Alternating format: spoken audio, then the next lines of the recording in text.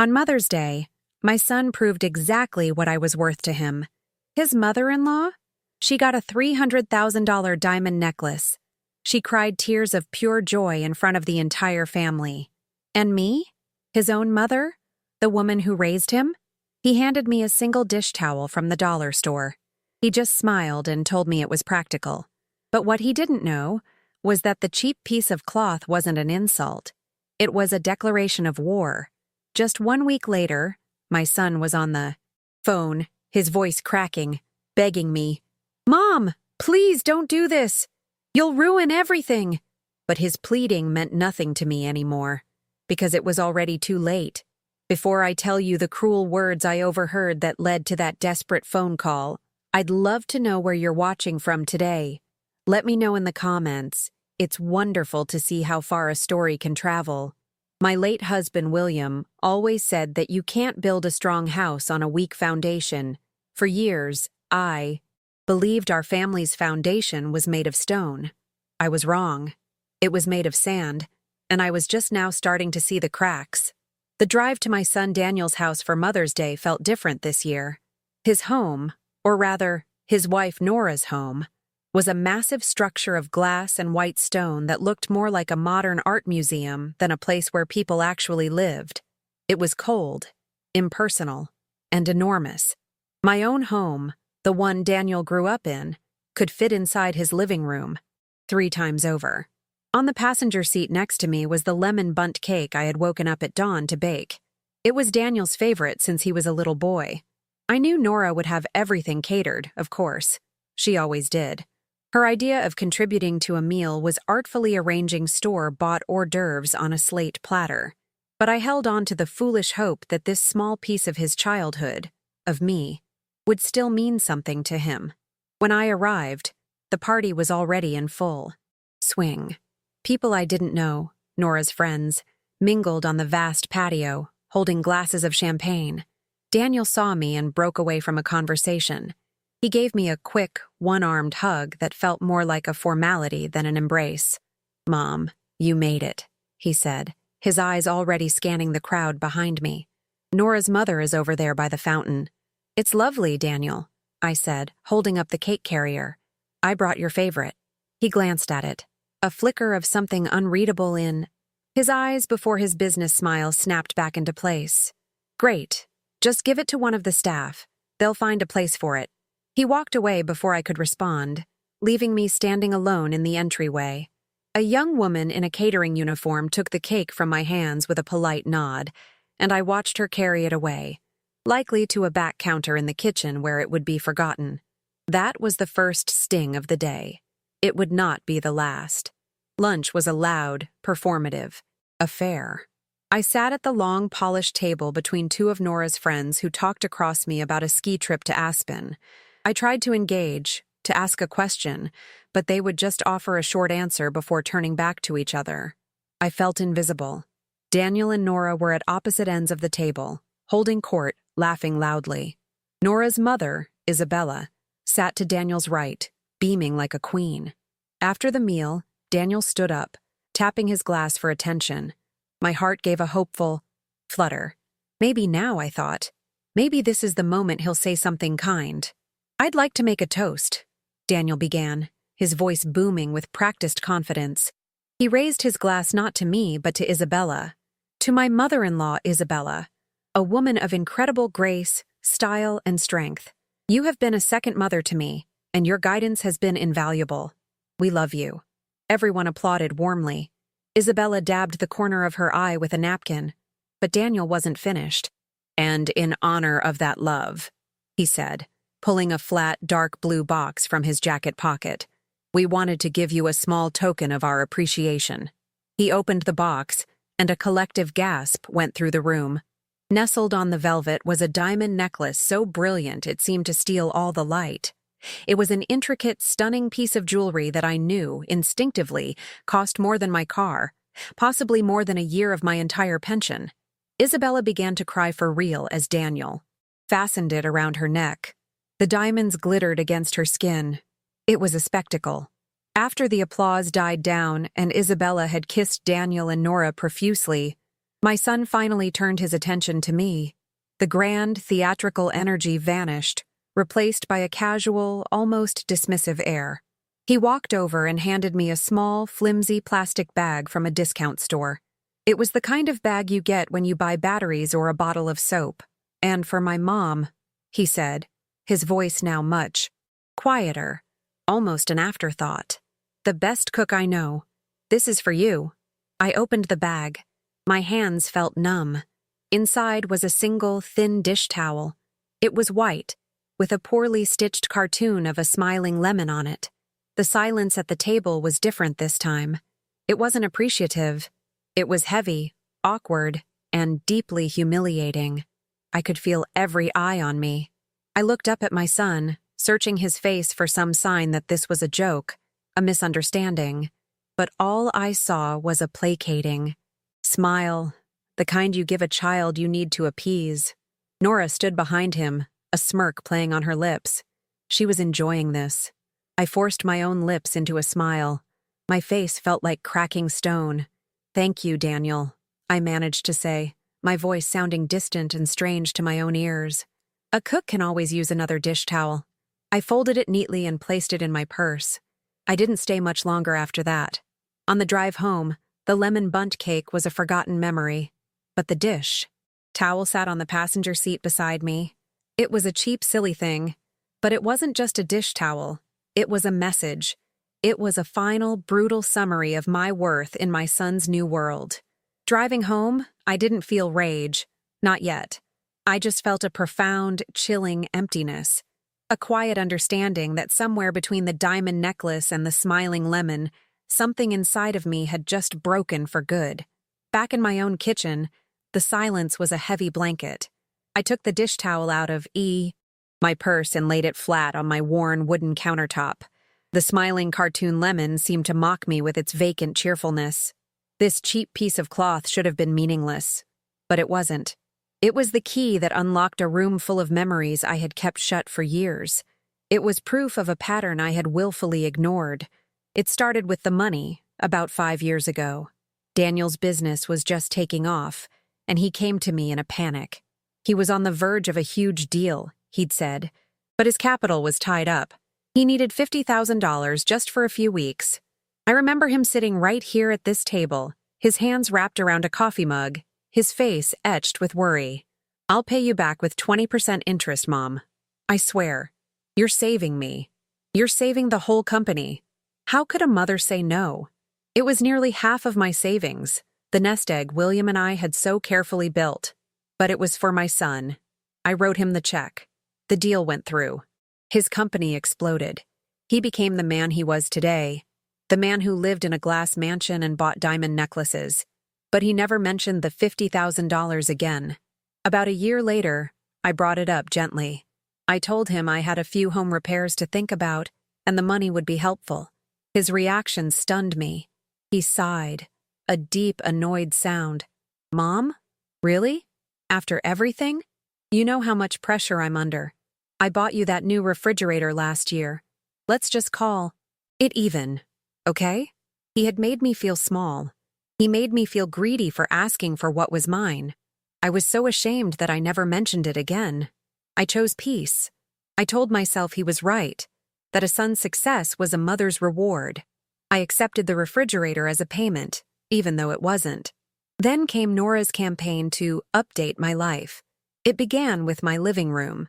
She arrived one afternoon with an interior designer, announcing that she was treating me to a home makeover for my birthday. Before I could protest, they were measuring my walls and talking about color palettes. "This room is so dark, Beatrice," Nora had said, waving a dismissive hand at the oak bookshelves my William had built. "And this old chair," she said, poking his favorite worn leather armchair, the one with the permanent imprint of his shoulders. "It has to go." I loved that chair. I loved this room. It was filled with us. It was filled with him. But they called me ungrateful. Daniel backed her up. Of course. "She's doing a nice thing, Mom. Just let her. It'll increase the property value." So I watched as they stripped the room of its warmth, of its memories. They replaced William's chair with a stiff, gray thing that nobody ever sat in. They painted over the warm beige walls with a sterile white. They called it a gift, but it felt like a conquest. They weren't just redecorating my home, they were erasing me from it. Again, I chose peace. I smiled, and I thanked them, and a part of me died. That day. And through it all, there was the constant, low-level pressure about the paperwork. For the last year, Daniel would bring it up every few months. "Mom, I just need you to sign off on some of Dad's old company files," he'd say, making it sound like a tedious chore. "It's just to clean up the corporate structure. Formalities for the accountants." Each time, I'd find a reason to put it off. It felt wrong somehow. Those files, those patents and schematics I had drawn with my own hands, while William explained his genius to me, they were the last tangible piece of our life's work together. Handing them over felt like giving away the final part of him. Daniel would get frustrated, but I always held my ground without knowing exactly why. It was just a feeling, a protective instinct. Now, standing in my quiet kitchen, the dish towel lay on the counter like a final piece of evidence in a long, painful trial. It wasn't a thoughtless gift. It was a statement. The money, the furniture, the constant dismissal. It was all part of the same story. A story about a son who saw his mother not as a person, but as a resource to be managed, and eventually to be cleared away. The emptiness I felt in the car was slowly being replaced by something else. A cold, hard knot of suspicion. The paperwork, the casual, persistent way he asked for it. It was never about formalities. It was about something he wanted, something he valued. I had forgiven the debt. I had learned to live in a house of ghosts and gray furniture. But after today, the thought of that paperwork felt different. It felt like a loose thread on a sweater I had been wearing for years. And for the first time in a very long time, I felt the sudden, undeniable urge to pull it. The next morning, the cartoon lemon on the dish towel was still smiling at me from the counter, but I wasn't smiling back. The unease from the night before had solidified into a cold certainty. I had to know what was in those papers. I had to understand. I needed a reason to go to Daniel's house, an excuse that would seem normal. The bundt cake, the peace offering that had been cast aside. It was the perfect cover. I called Daniel's cell, but it went to voicemail. "Daniel, it's Mom," I said, my voice steady and calm. "I just realized you all never got to try the cake yesterday. I know how much you love it, so I thought I'd drop it off. I'll just leave it on the porch if you're not home." It was a perfect lie, woven from years of truth. Of course he loved that cake. Of course I would be the one to drive it across town. It was the role I had always played. When I pulled into their long, winding driveway, I saw Nora's car, but not Daniel's. I walked to the door with the cake carrier in my hands and rang the bell. I waited. I rang it again. Nothing. I tried the handle, and to my surprise, it was unlocked. They were so secure in their wealth and their gated community that they didn't even bother with basic locks. Letting myself in felt like a transgression, but I pushed the feeling down. I was a mother, after all, bringing her son a cake. I stepped into the cavernous marble foyer. The house was silent. "Hello?" I called out softly. "Nora?" Silence. I walked toward the kitchen to leave the cake. As I passed the hallway that led to Daniel's home office, I heard their voices. They were faint, but they were there. The heavy oak door was pulled almost completely shut, but not quite. A tiny sliver of space remained. I froze, my hand still holding the cake. I shouldn't have listened, but I couldn't have walked away. Nora's voice was sharp, laced with irritation. "I just can't believe how she moped around all day. Did you see her face when you gave her that dish towel? So dramatic. Anyone would think we had actually insulted her." My breath caught in my throat. Then I heard my son's voice, and that's when my world began to tilt on its axis. "I know, honey, I know," he said, his tone dismissive and weary. The same tone he used on me when I asked about the loan. "Just a few more days. Be nice. We just need to keep her calm until she signs the patent transfer on Friday." "I still don't understand why you didn't have her sign it years ago," Nora snapped. It is absolutely ridiculous that a woman who doesn't know the first thing about technology still controls the core intellectual property of a billion-dollar company. There was a pause. I held my breath, praying he would defend me, praying he would say something, anything, to show he still had a soul. What he said next shattered me. "Because she's sentimental," Daniel said, his voice dripping with condescension. I had to play the long game. Wait until she was emotionally ready to let go of Dad's legacy. And that whole dish towel thing? That was your idea, remember? A perfect little psychological nudge, a reminder of her place in the world. It worked, didn't it? A reminder of her place. The words echoed in the silent hallway, in the empty spaces of my heart.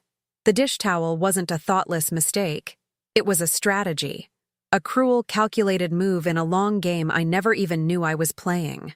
Nora laughed. It was a short, sharp, ugly sound. Well, her place is in the past. As soon as we have that signature, we can finally cut the cord for good. No more of these obligatory holiday dinners. No more pretending we care about her dusty old house or her boring stories. We'll be free. My entire world narrowed to the sound of my own heart, beating a frantic, shattered rhythm in my ears. They weren't just taking me for granted. They were actively plotting the end of our relationship. I was a problem to be managed, and a signature was my expiration date. Before I tell you about the decision I made in that split second, a choice that would change all of our lives forever, I'd love to know what city you're listening to this story from. Please let me know in the comments. It helps to know I'm not alone. And please, subscribe so you don't miss what I did next. For a long moment, I couldn't move. I stood frozen in the hallway, the cake carrier feeling like it weighed 1,000 pounds. Every kind word I'd ever said to them, every sacrifice I'd ever made, flashed through my mind, all of it rewritten as a pathetic joke. Then, a strange calm washed over me. I backed away from the door, my movements slow and silent. I walked into the cold, pristine kitchen and placed the lemon bundt cake squarely in the center of their giant marble island, a final, silent act of a mother they would never see again. I turned and walked out of that house, closing the front door so gently behind me that it didn't even click. The tears I expected to fall on the drive home never came. The deep, aching sadness from the day before was gone. It had been burned away by the fire of their words, leaving behind something new, something cold and sharp and perfectly clear, like a shard of ice forming in my chest. They thought I was a weak, sentimental old fool. They were about to find out just how wrong they were. When I got home, I walked through my front door and closed it behind me. The solid click of the lock echoed in the quiet hall. For the first time in a long time, my house didn't feel empty. It felt safe. It felt like a fortress. My fortress. I walked through the living room, the one Nora had remade in her own cold image, but I didn't see the stiff gray furniture anymore. I saw the bones of the house. I saw the walls that had held our laughter, the floors that Daniel had learned to walk on, the windows William and I had looked through as we planned our future, a future they were now trying to erase. There were no tears. The shock in the car had calcified into something hard and heavy in my chest. It was resolve. I had spent years choosing peace, telling myself it was the dignified path. I had absorbed the small slights, the casual cruelties, the grand gestures of disrespect, all in the name of family harmony. I had allowed them to shrink me, to make me smaller and smaller until I was nothing more than a smiling lemon on a dish towel. But peace at the cost of dignity is not peace at all. It is a slow, quiet surrender, and I was done surrendering. I went into my husband's old office. I hadn't spent much time in here since he passed. It was too full of him, and the grief was often too much to bear.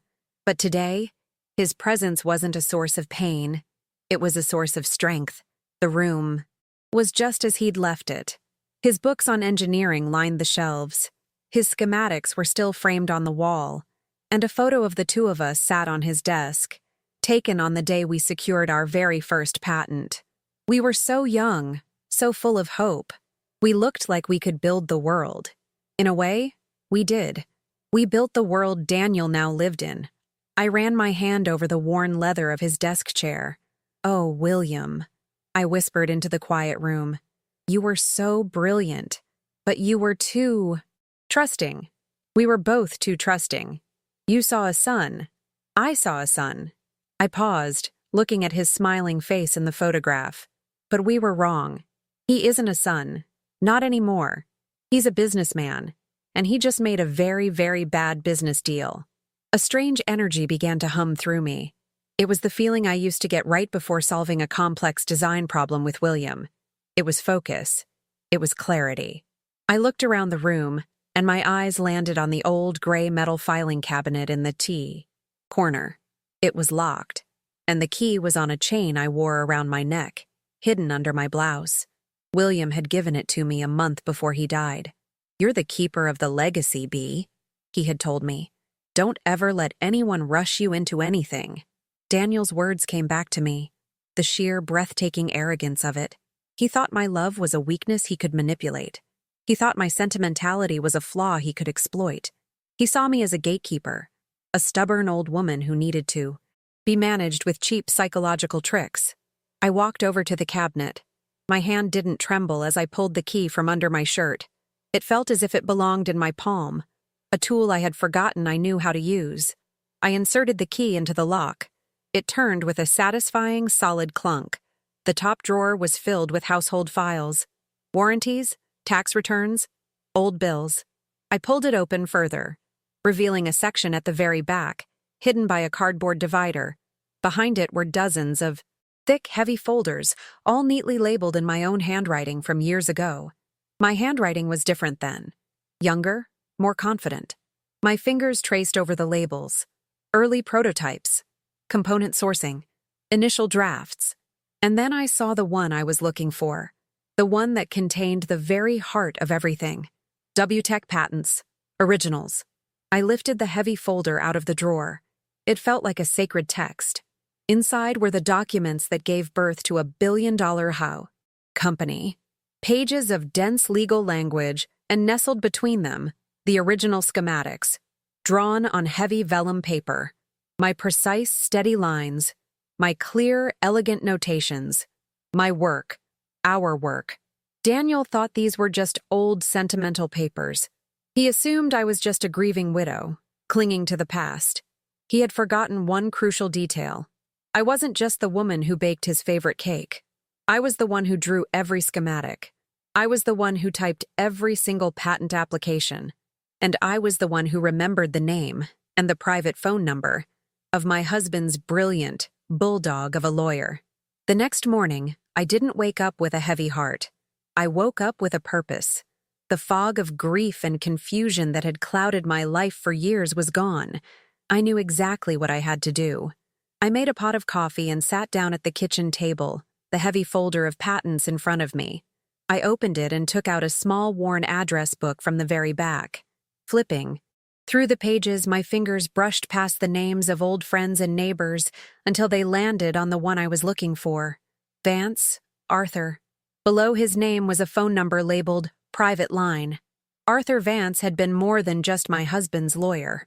He was a friend, a brilliant man with a mind like a steel trap who had helped us navigate the complex world of intellectual property when we were just two young idealists with a revolutionary idea. I hadn't spoken to him in years. Not since William's funeral. I prayed he was still practicing. My hand was steady as I dialed the number. An older man's voice, gravelly but sharp, answered on the second ring. "Vance." "Arthur," I said, my own voice sounding surprisingly strong. "It's Beatrice, William's wife." There was a moment of silence, and then the warmth flooded his voice. "B, my goodness, it's been too long. How are you holding up?" "I'm well, Arthur. Thank you for asking," I said, getting straight to the point. My time for polite, meaningless chatter was over. "I'm calling because I need your help. It's about the patents." I met him the following afternoon at his old law office downtown. It was a place of quiet dignity, with walls of dark wood, shelves overflowing with books, and the faint, pleasant smell of old paper and leather.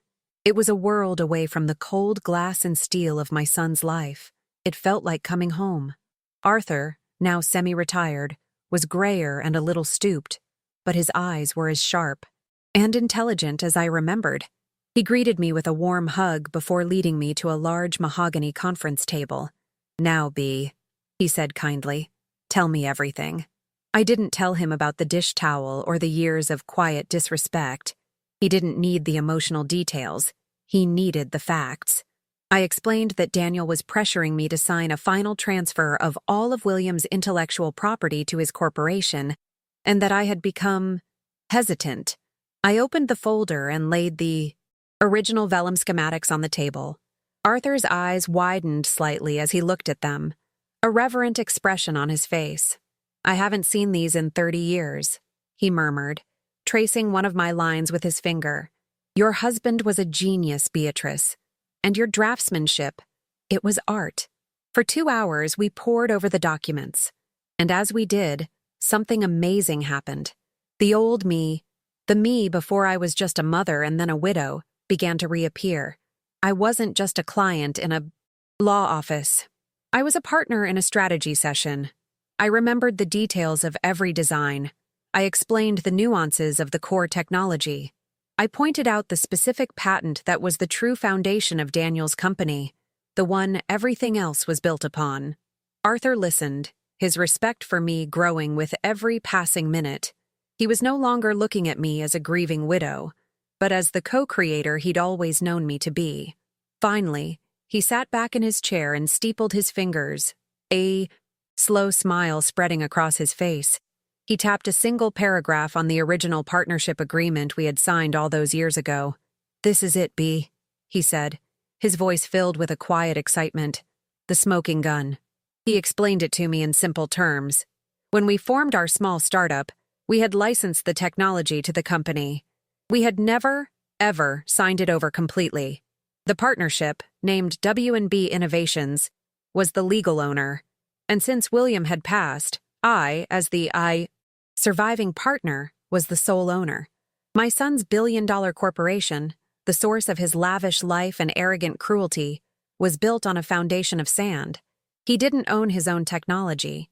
He was legally a tenant, and his landlady, me, was about to raise the rent. For years, he had been operating on an informal agreement, a son's assumption that his mother would never question him. He had mistaken my love for ignorance. Arthur laid out the plan. It was simple, elegant, and devastating. We would draft a formal letter informing Daniel's company that they were in violation of our patent. We would issue an immediate cease and desist order on the use of all intellectual property owned by W&B Innovations. And then, we would offer to resolve the matter by selling him a license to his own company's technology for a non-negotiable annual fee. A fee that would be a significant percentage of his profits. Arthur looked at me then, his expression serious. "Are you absolutely sure about this, Bea? This will be an act of war. He is your son." I thought of the years of being dismissed. I thought of my husband's legacy being used as a tool to humiliate me. I thought of the smiling lemon on the cheap dish towel. I met his gaze without flinching. "Arthur, my son and his wife recently determined that my contribution to this world is worth approximately $1. I am simply going to present them with a more accurate accounting." A look of profound understanding and admiration crossed Arthur's face. He nodded slowly. "All right then, let's get to work." An hour later, he handed me a thick stack of freshly printed papers. On top was the official letter, on Arthur's firm's letterhead, that would bring my son's carefully constructed world crashing down. It was addressed directly to Mr. Daniel, CEO. Arthur looked at me, his eyes searching my face one last time, making sure I was ready. "This is the point of no return, Bea. Are you ready?" I looked at the cold, hard legal words on the page. They were my words. They were my husband's legacy. They were my power, reclaimed.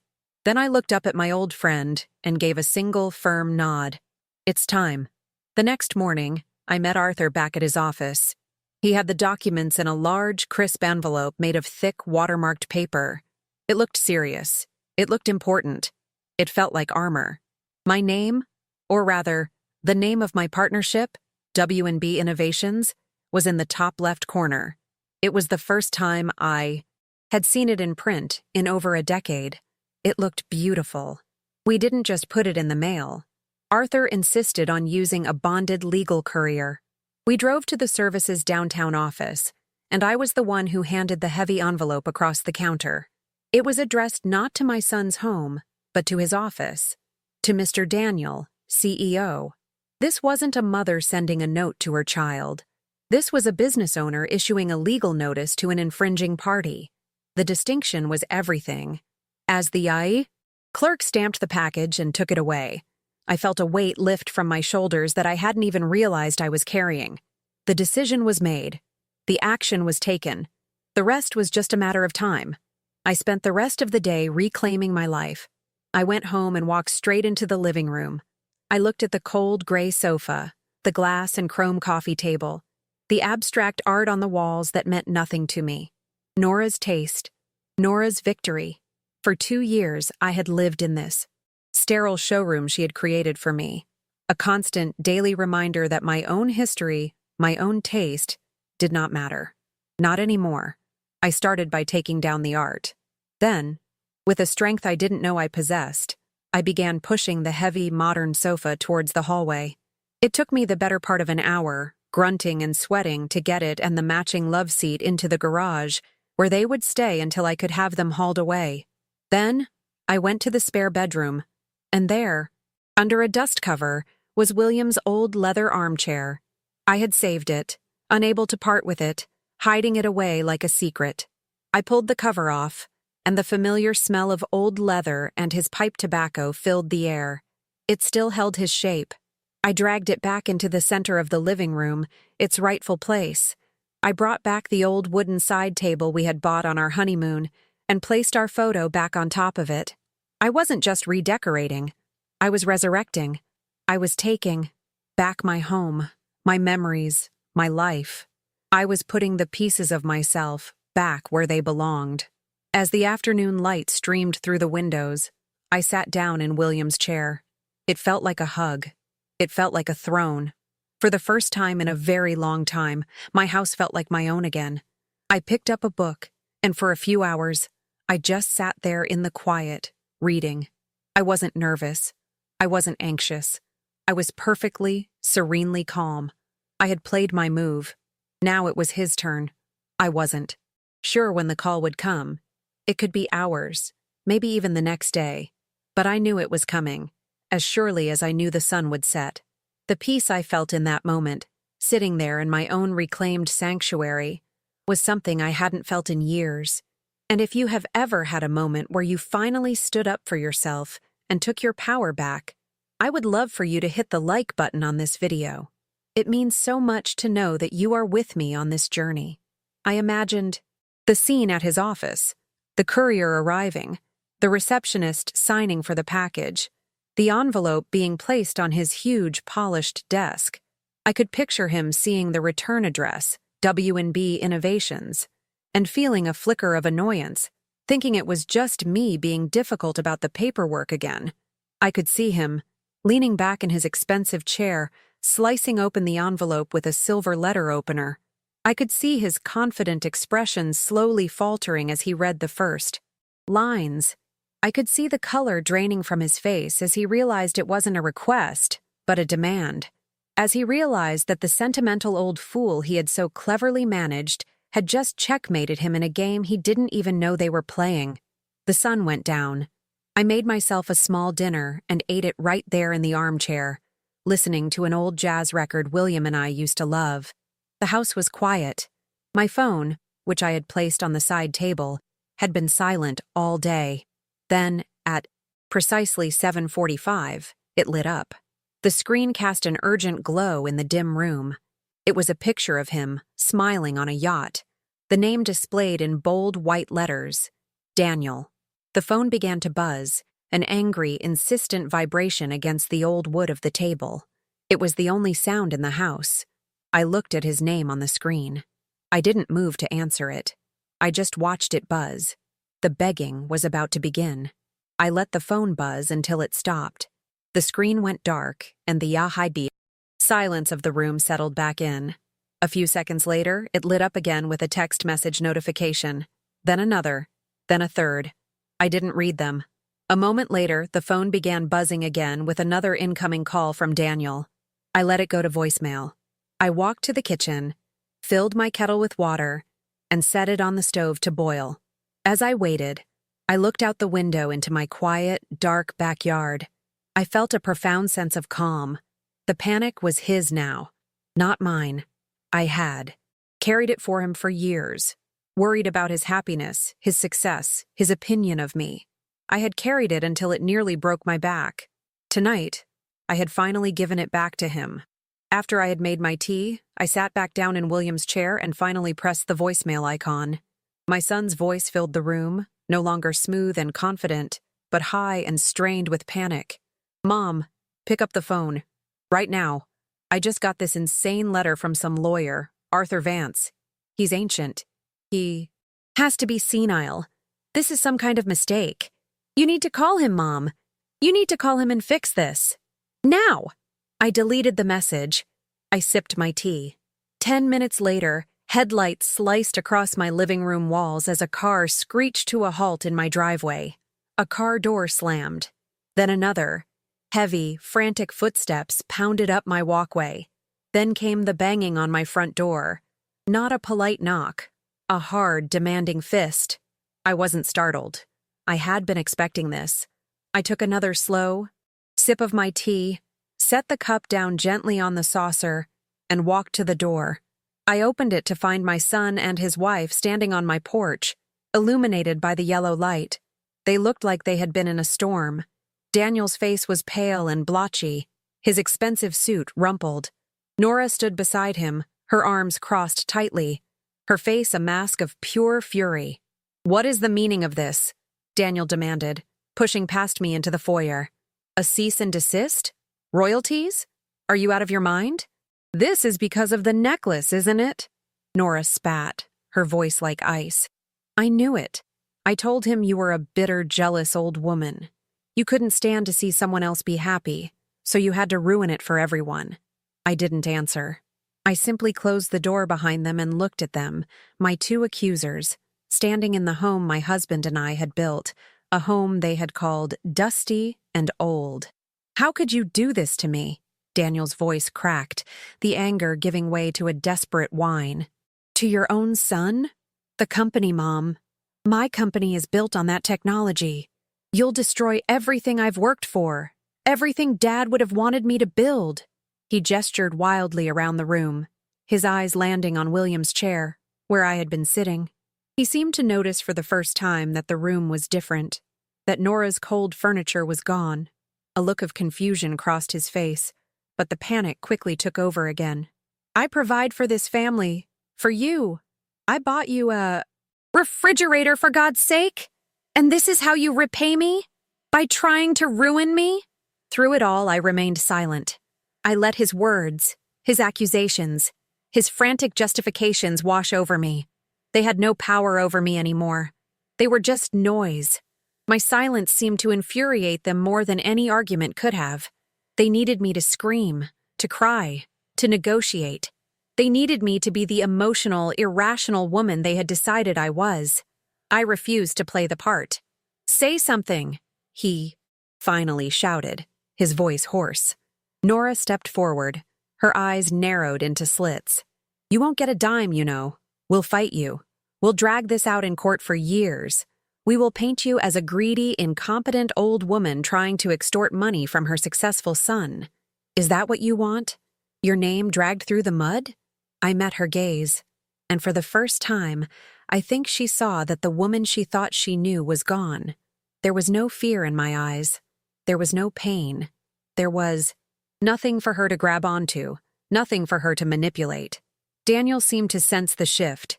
His anger finally collapsed, leaving behind a pathetic, pleading desperation. He took a step towards me, his hands outstretched. "Mom, please," he begged, his voice dropping to a whisper. "Please, just stop this. Call it off. We can talk about it. I'll buy you a new car. Whatever you want. Just tell me what you want." I looked at my son, my brilliant, successful, broken son. He wasn't a monster. He was just a weak man who had let a woman like Nora and the allure of wealth poison his soul. And in that moment, I didn't feel anger. I felt a deep, profound pity. They stood there in the silence, breathing heavily, their threats and pleas exhausted. They had thrown everything they had at me, and I hadn't even flinched. Slowly, I rose from my husband's chair. I walked towards them, and they both took an involuntary step back. I stopped in front of the door and turned to face them. I spoke, my voice quiet, calm, and absolutely final. "I have heard you," I said. "Now, you will leave my house." They stared at me, stunned into silence. This was not a reaction they had prepared for. "We have nothing more to discuss tonight," I continued, opening the door to the cool night air. "My lawyer will be in contact with your lawyer to schedule a meeting. Goodbye, Daniel." I held the door open, waiting. Defeated, they shuffled past me and out onto the porch. Before they could turn to say another word, I closed the door, turned the deadbolt, and leaned against the solid wood. The storm had finally broken against my shores, and I was still standing. Now, it was time to set the terms of the peace. The meeting was set for 2 days later. Not in my home, and not in his office. It was on my terms, on neutral ground. Arthur Vance's formal conference room. I chose my outfit that morning with care. A simple, well-tailored navy blue dress. The string of pearls William had given me for our 20th anniversary. I looked in the mirror and saw not a grieving widow or a scorned mother, but a woman of substance, the co-founder of W&B Innovations. I looked like the person I had forgotten I was. Arthur and I arrived early. We sat on one side of the long, polished mahogany table, the documents placed neatly in front of me. We didn't speak much. We didn't need to. The quiet confidence in the room was all ours. Daniel arrived right on time, but he didn't come alone. He was flanked by a sharp, expensive-looking lawyer in a suit that probably cost more than my first car. Daniel himself looked terrible. He had dark circles under his eyes, and the arrogant swagger he always carried was gone, replaced by a tense, defeated slump in his shoulders. He did not look at me when he entered the room. Nora was not with him. That spoke volumes. This was no longer a family drama she could direct. This was a legal and financial reality she had no power in. They sat opposite us. The air was thick with tension. Daniel's lawyer started with a blustering attempt at intimidation, talking about protracted legal battles and reputational damage. Arthur listened patiently, without expression. When the man was finished, Arthur simply slid a single piece of paper across the table. "This is the certificate of ownership for the core patent, filed in 1988, in the name of the partnership W&B Innovations," Arthur said, his voice calm and steady. "And this," he continued, sliding another paper over, "is the legal documentation confirming that upon William's death, his share of said partnership transferred wholly to his surviving partner, Beatrice. My client owns the technology. Your client has been using it without a valid licensing agreement for 12 years. I believe that is all the legal reality we need to discuss." Daniel's lawyer fell silent. He knew there was no fight to be had. Arthur then proceeded to lay out our terms. The cease and desist would be lifted upon the signing of a new, binding licensing agreement. He detailed the key points: a 20% royalty on all net profits, payable quarterly, a significant one-time payment for past infringement, and a new, non-negotiable clause. "Furthermore," Arthur said, his eyes fixed on Daniel, "the official company history, as listed on your website and in all corporate communications, will be amended to include a detailed section crediting the foundational technology to its inventors, William and Beatrice." Daniel flinched, as if he had been physically struck. This wasn't just about money. It was about legacy. It was about the truth. His lawyer began to speak about negotiation, about finding a more reasonable percentage. But before he could get a full sentence out, I held up my hand. For the first time, I spoke. "There will be no negotiation," I said. My voice was quiet, but it cut through the tension in the room like a diamond. Every eye turned to me. Daniel finally lifted his head and met my gaze. I saw a flicker of the little boy I once knew in his eyes, lost and afraid. But that boy was gone, replaced by a man who needed to learn a lesson. I reached into my handbag and pulled out the dish towel with the smiling lemon. I unfolded it and laid it flat in the center of the gleaming mahogany table.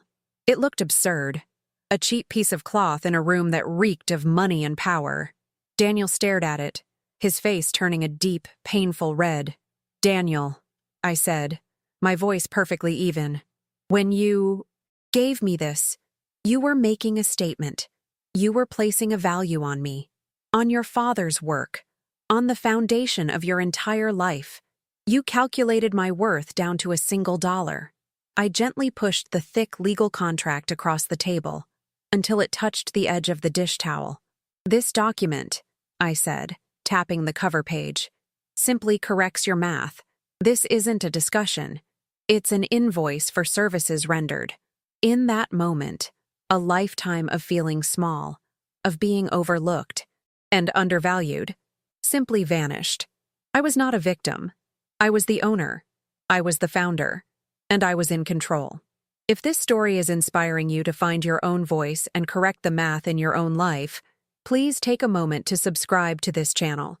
Every new subscriber helps us share more stories about the incredible strength that lies within every single one of us. Daniel's lawyer read the room. He leaned over and whispered something in my son's ear. Daniel just stared at the dish towel, his jaw clenched. He looked utterly and completely defeated. There was no more fight in him. There was nowhere left to run. He looked up at me, his eyes pleading. "Mom, please." "My name," I said, my voice soft but firm, "is Beatrice, and the terms are not negotiable." His lawyer sighed and straightened his tie. "My client will need a moment," he said to Arthur. But we all knew what the outcome would be. It was over. Daniel picked up the pen Arthur had placed on the table. His hand trembled just slightly as he uncapped it and pulled the contract towards him. He thought he was just signing a business document to save his company. But I knew the truth. He was signing a confession, a written admission of everything he had tried to forget, and a promise that I would never let him forget again. He was learning, in the harshest way possible, that you cannot stand on a foundation and insult it at the same time. Eventually, it will always demand the respect it is owed. The first wire transfer arrived 4 weeks after the signing. I received an alert from the new bank account I had set up with Arthur for W&B Innovations. I logged in on my computer, my hands steady, and looked at the number on the screen. It was a staggering amount of money, more than I had ever seen in one place. But as I stared at the digits, I didn't feel a rush of excitement. I didn't feel like I had won the lottery. I simply felt a quiet, profound sense of order being restored. It wasn't a windfall. It was a debt being paid. It was the sound of a crooked ledger finally being made right. The consequences for Daniel and Nora began to ripple through their world almost immediately. I didn't seek out the information, but in a town of a certain size, news travels.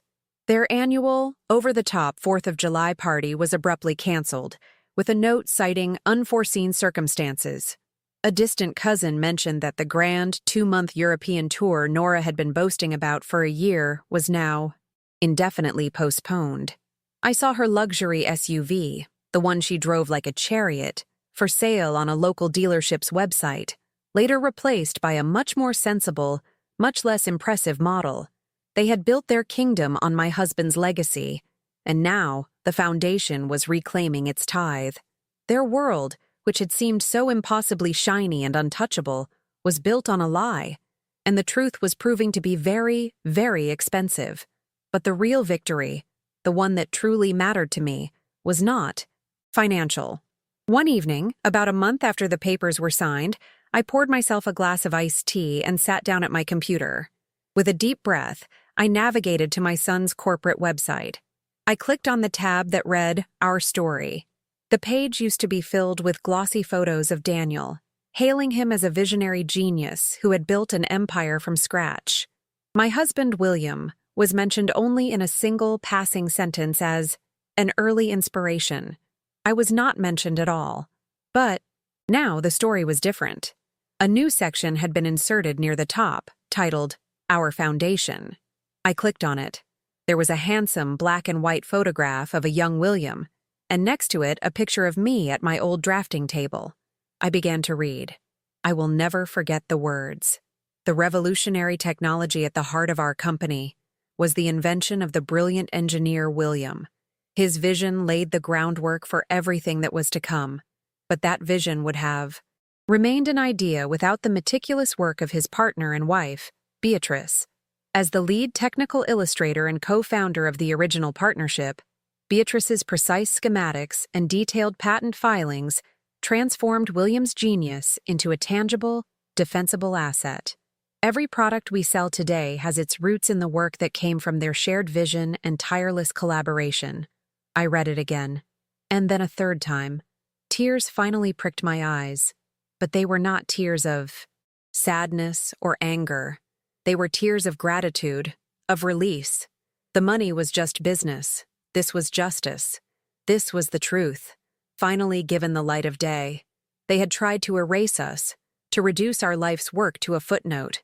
But now, our names were carved into the permanent digital stone of the empire we had built. A few days later, I received a short, formal email from Daniel. It was the first direct communication I'd had with him since the meeting. The subject line read, Confirmation. The email said simply, The first quarterly royalty payment has been transferred. The corporate website has been updated per the agreement. Please confirm receipt. There was no apology. There were no emotional pleas. But there was also no arrogance. The words were stripped bare of everything but the facts. It was the email of an employee reporting to a superior. It was the sound of a man who had been humbled. I knew it wasn't remorse, not yet. But it was the beginning of respect. A respect that had been legally mandated, but respect nonetheless. The final piece of the old world fell away one Tuesday at the grocery store. I was in the produce aisle when I saw Nora near the imported cheeses. She saw me at the same moment. For a split second, a look of pure panic flashed in her eyes. The old Nora would have stared me down, or made a condescending remark. This Nora looked away.